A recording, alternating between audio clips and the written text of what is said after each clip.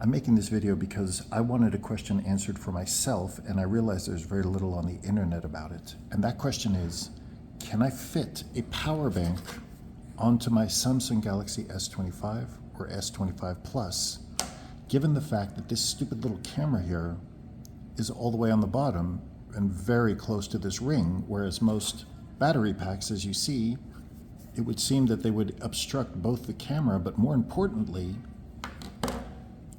how are you going to get a flat power bank to sit on this camera bump? Wouldn't that just raise the flat power bank and then make the magnetic positioning unstable, and it would sort of sit and wobble here? So that's the question I'm going to answer.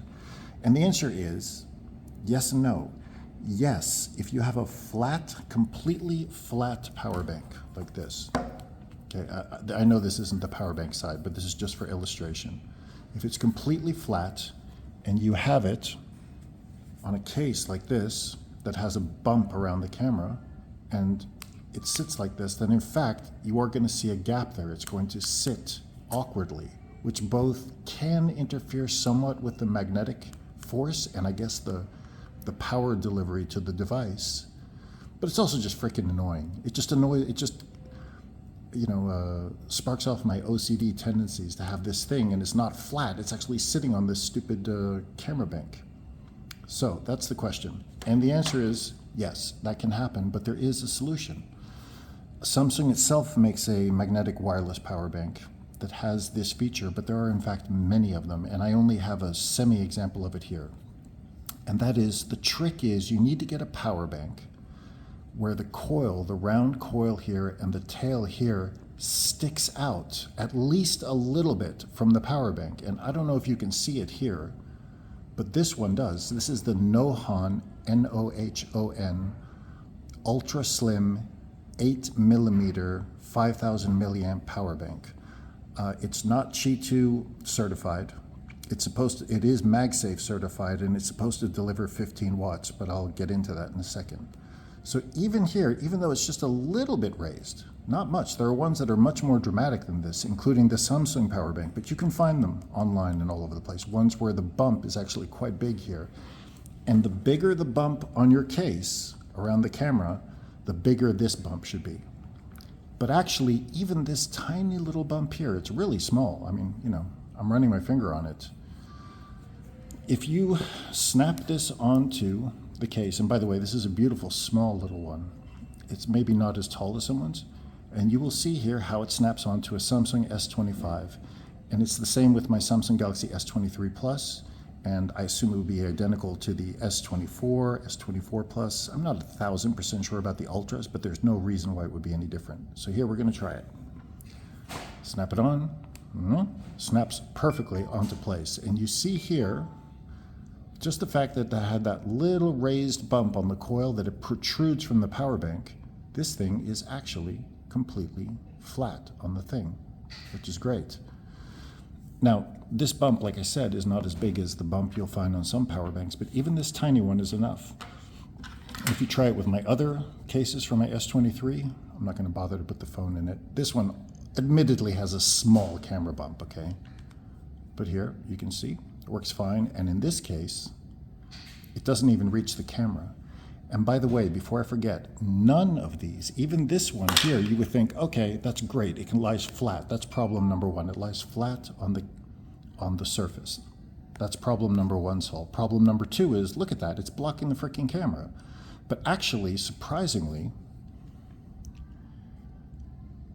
it doesn't. I've seen this with many cases. It looks like it's blocking the camera, but it actually is not. So if you take a photo here, you'll see, boom, nothing is protruding. 5, 10, you have perfect visibility. So that's a good thing.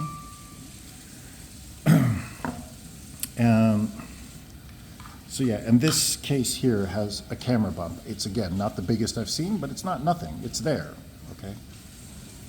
So then we'll take, these cases are actually for my S23.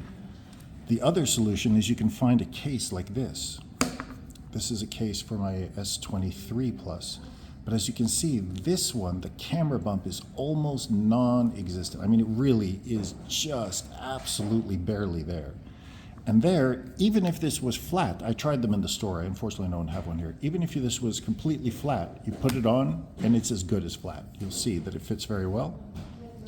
It's not going to bother the camera, and it will sit, for all intents and purposes, 100% flush and flat on the case.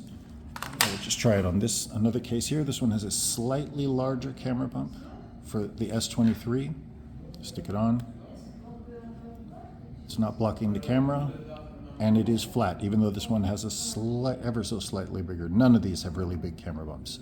So obviously, the bigger, if you have like some mega, protective case with a huge camera bump, then you need a power bank that has where the coil sticks out even more. And I've seen them that stick out 2 or 3 times more than this does.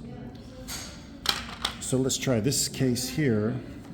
This case here is the one that has the biggest bump of them all, of the ones I have here. I mean, here you can actually see it. I don't know if you see correctly, but it's sizable. I mean, there it like stops your finger running, and it's 2 of them there, one after the other. So let's try it on. It sticks, it's flat, and you can actually see here, this particular power bank, which is one reason why I like it, doesn't even come up to the camera on this one. So it's more like sticking it onto an iPhone where it fits nice and snugly under the camera bump. So again, this one is called, I don't know if you can see it here, sorry, it's upside down. Nohan Magnetic Power Bank 20. By the way, this delivers 20 watts of charging with wired. So to give you an idea, and it delivers up to 15 watts wireless. However, this is not Qi2 certified, or at least it doesn't boast that. It's MagSafe certified. So as I understand it, and as I'm learning brand new to this issue, these things are slow. Okay, if you do the magnetic wireless charging, this is slow charging. So to give you an idea, I did a test. If you leave it in the wireless mode, on any of these cases, it'll charge about 7% in 10 minutes. So that's about 42% in 1 hour. It may even be a little less than that, because if you run it for a full hour, it'll heat up and presumably slow down at some point. So this is not meant to replace a wired power bank. This is, you're on the go, you're traveling, you know you're going to need a top up. And so you stick this on and you'll get through the day. By the way, it also charges while you're using it, and it will continue to increase in charge, but even slower if you're using the phone while you have this thing on the back. You should also be aware that there's a certain amount of heat. It does get quite warm. Now, because the coil is a bit raised, I think every millimeter that this is raised kind of reduces the heat that's hitting your phone to some extent, but I'm not 1,000% sure about that. So if you charge this wireless, you'll get about 7% in 10 minutes. Not fantastic. Oh, I should mention one other thing. None of these cases, they're all cheap-ass cases from AliExpress. So none of these are Qi2 certified. And supposedly, I have heard that if you get a Qi2 certified case, even if the magnetic power bank is not Qi2 certified, it will deliver a slightly faster charge to the phone. But don't take my word for it, that's what I've heard. So in other words, even if you get this power bank that is not Qi2 certified, and you stick it onto a genuine Qi2 certified case, you may get faster charging speeds, the magnetic wireless charging speeds, than what I described. But what I have done too, if you charge it with the wire, obviously it gets much faster. So what I have been doing, let's do it with this one. What I do a lot of the time is I have a sort of a go bag, and I just plug it in. I'm going to get a wire that's even shorter than this. Plug it in, and I just slide that into my pocket or slide it into the bag, and now it is charging at a much faster pace. So this is about, let me think here.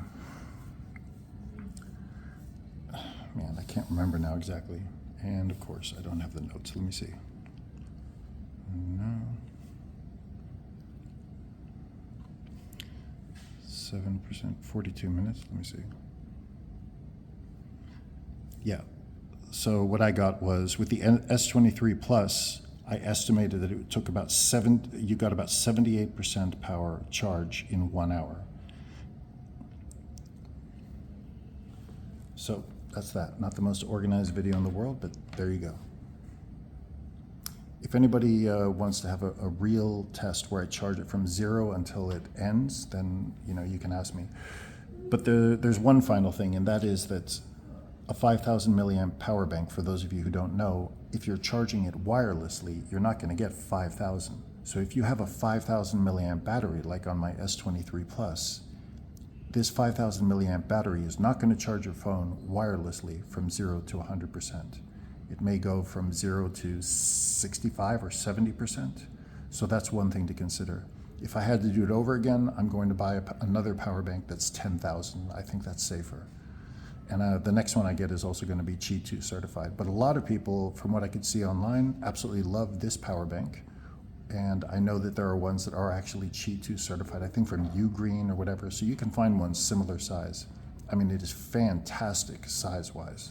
It's just not great if you are in a hurry. But the wire charging speed is pretty decent. That's it. Thank you.